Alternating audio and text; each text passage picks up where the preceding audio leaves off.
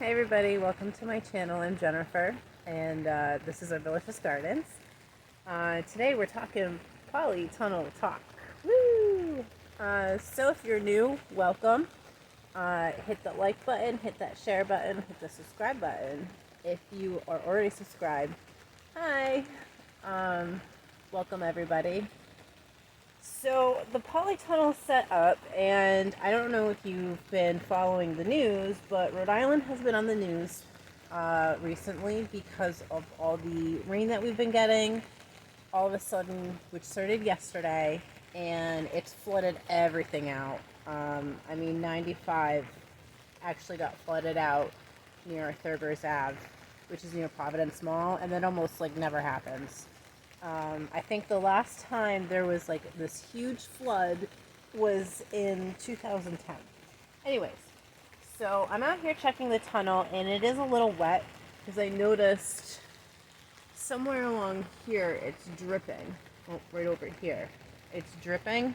So I'm not sure if there's a breach somewhere. So that's something I need to look into because it's just dripping right down on the floor there where I have my landscaping mesh. So there is moisture coming through. I don't know if it's a good thing or a bad thing. That's something I have to look into because I'm new to this. But I wanted to talk about how I set up this polytunnel and everything that's going on here. My seeds, though, they're sprouting, but like this just tells me that there's something wrong in here because this is full of water, and these are soaked, absolutely soaked. Temperature in here right now is about 64. That's not bad. It's probably a little cooler outside. This is an unheated polytunnel. So pretty soon I'm going to need to put covers in here still and figure out what this leak is because this is driving me nuts. Alright, so first things first, you want to find a spot if you are setting something up like this, any kind of tunnel, greenhouse, whatever, you need to find a spot that has at least 6 hours of sunlight. That's going to help keep the tunnel warm, and especially for at night. Though, even though it's unheated, you're going to have to put something to insulate. Let's see if I can do this. Where's the stripping? This is really going to bother me. That's never gonna. That's not gonna work. Okay, I guess that's not gonna work. I bought this off of Amazon. This was less than $200 with free shipping because of Amazon Prime, and that was cheaper than building. If you have the materials to build it, build it. If you can afford the materials to build it, I guess. But this one's nice and sturdy. Again, my only gripe is where this water is collecting. I might put some reinforcements up to help push this out a little bit. So this was, I want to say, somewhere between $179 and $189. I'll share that in the description. And then I had these planter boxes already that I had in my outdoor garden, that really didn't need to control like what was in it, so I just picked them up and put them in here. And I have one right here that I was gonna fill, but I might just use for containers or grow bags, because that's something I'm doing as well. And then over here I had this metal raised bed, and I put the landscaping tarp in it, the weed control one, because I had some in the shed. And this is going to be where I'm going to plant the carrots, which is what I'm doing today. I have my thing of carrots labeled. That's upside down. Which I'll probably do a whole video of like how I store my seeds. I have a ton of carrots in here. I'm going to do petite, sweet little finger ones, so short and sweet ones, and then I'm going to do some Danvers as well for that. And that's something too, when you are designing something like this, you've got to figure out what you're going to grow, what you like. You want to grow what you like. And this is also a good time to grow stuff that you want to try. Like, I've got beets growing over here. I've got 4 different kinds of greens. Beets. That's romaine. That one's spinach. This one is red romaine. And then if this one pops up, that's supposed to be butter crunch. This might take a little while. This is red Russian kale and celery. Celery takes a while to grow, but I'm starting it now. I probably won't get any for the winter, which is kind of a bummer. But if the local farms are still growing it, or they have it, I'll probably get it from there. And then this is supposed to be sage, but that's getting soaked, so I'm just going to stick that over there. And then these are peach pits, and it's supposed to be parsley growing in there. I created space for a seed starting area. I feel like that's important in this environment as well, especially if you're doing year-round gardening or trying to get into that. I'm just going to close this up a little bit. My only thing is, like, this only closes, the zipper is only on the outside versus the inside. That's probably my only gripe about this. Aside from the fact that I have this spot that's leaking. So I already had these, but these cost me about $50 each. Yes, even the wood. Miracle Grow freaking overcharges for their wood. So if you can create something like this, cheaper than $50, please do so. I spent a few years gathering up all of these supplies to get to this point. And it took a while. I've been at this location for about 5 years, I want to say, 5 years. And I've tried all kinds of things with my garden. Alright, where am I? Oh, yeah. So I put some pavers down over here. And this is where I'm setting up, like, my pots for my herbs and whatnot. And I noticed it's a little bit more wet over here because there's something about this line in particular that is leaking. Alright, I don't like that. Maybe it is something that I need to do like that. If you have a polytunnel or you know anything about this, I would be more than happy to hear any suggestions. Because like I said, I'm new to this. I'm just sharing my knowledge of what I've done, how much it costs. It's really easy to set up. Everything's numbered, directions and whatnot. So let's see. I mean, I didn't buy this stuff. But ultimately, this is, let's see, 200, 400, about $450 altogether to set this up, which is probably the cost of what it would to build this. So, I mean, I already had these. Again, you can even just throw dirt down, make sure, like, if you want to do like a no dig, some people will do a polytunnel and they'll dig down, but you can do stones around this. If you're like a little smaller greenhouse, figure out how you want to set it up and measure everything out, and then you want to get a thermometer. This was $6, just your basic one. It doesn't show humidity or anything like that. There was one that was $11 or $12 that was digital. Whatever your budget is. Let's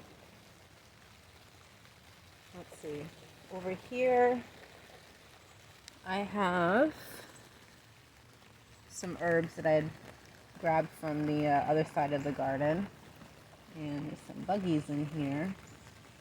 That's the other thing I'm going to have to watch out for is, pests and things like that, because there is moisture, like, see that? There is moisture in here. It's condensation from the humidity and everything that's been going, because it is humid. Alright, so we got some oregano here. We got some thyme in here. And we got some sage here. And for a container like this, there is drainage on the sides, but I did put a thin layer of twigs down below. So it does create a little bit of drainage, but it doesn't sit there. Like if you put rocks underneath there or rocks in your containers, you know how you'll see videos or they'll suggest, putting something on the bottom of your containers for drainage. That's actually bad. Because the water can actually sit there and then, root rot and all that stuff. I watered this and apparently it's watering itself. So I have to keep an eye on this. That's some... Ooh, mosquito. Oh, get out of here. Mosquitoes. That's something you have to keep an eye on too in an environment like this, or any greenhouse, or anything like that. It's the humidity, which creates bugs. So yeah. This is about 11 by 10 by 7. So I can stand up in it just about anywhere. I'm about 5'4.5", 5'5", depending on the day. That's important too. You want to make sure that you're comfortable where you're working. I don't suggest keeping your tools in here unless it really is a dry environment. Again, I'm going to have to figure this out on why this is leaking. But it's not pouring in here, so I guess that's a good thing. I had a bag of brown mulch and I bought a bag of cedar to help keep the heat in, control the moisture, control the weeds if there were to be any growing. I think it's because it's cooling right there. This isn't tight enough.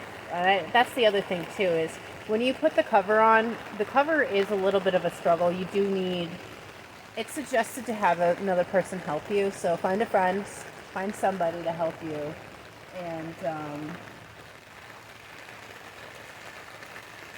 make sure it's tight. Because I think part of the reason that this is doing this is it's not tight enough.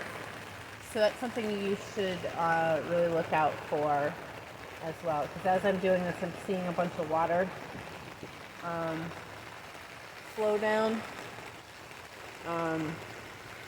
You can put, I've seen people put lights up in here, make sure that it's outdoor friendly.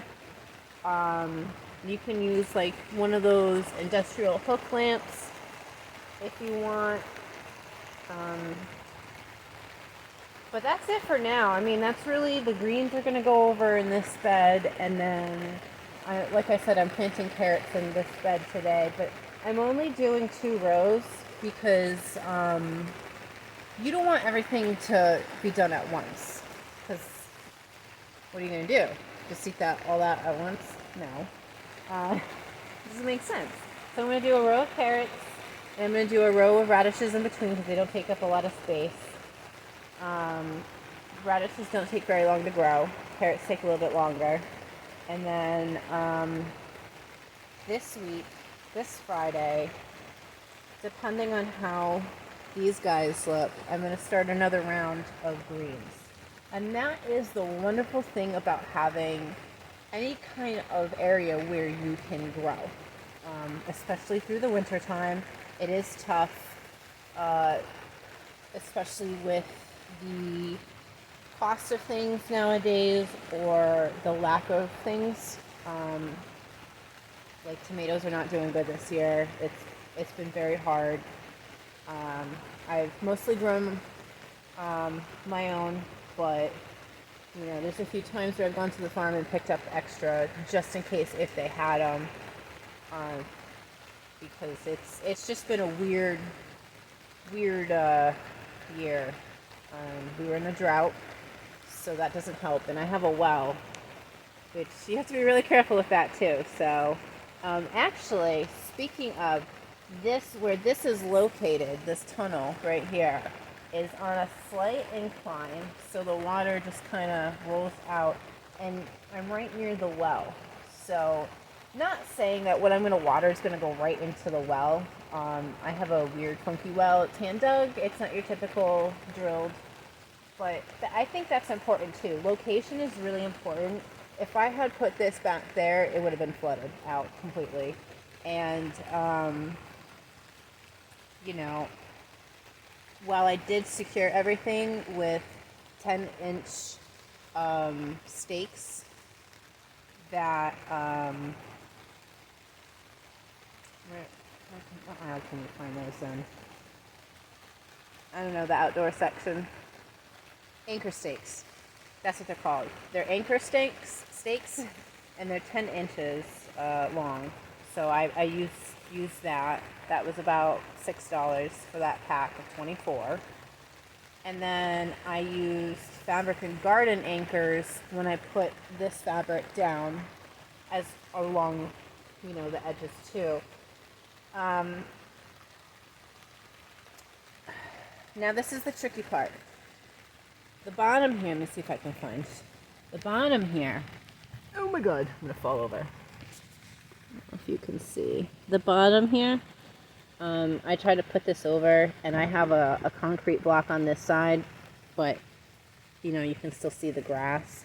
I tried to get it as close as possible.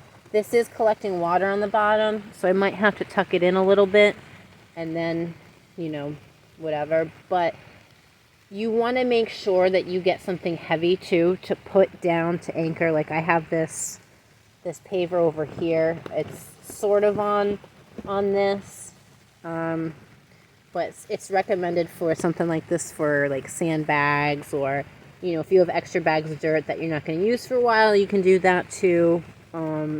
It's been fairly windy in Rhode Island. Like we've been getting a lot of windstorms and tornadoes and things that we don't normally get. So it's really important to know what your weather is in your area.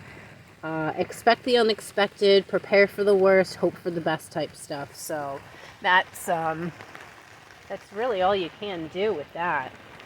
I was thinking of lining the inside with something, but I'm definitely going to need plant covers for in here because it's an unheated polytunnel.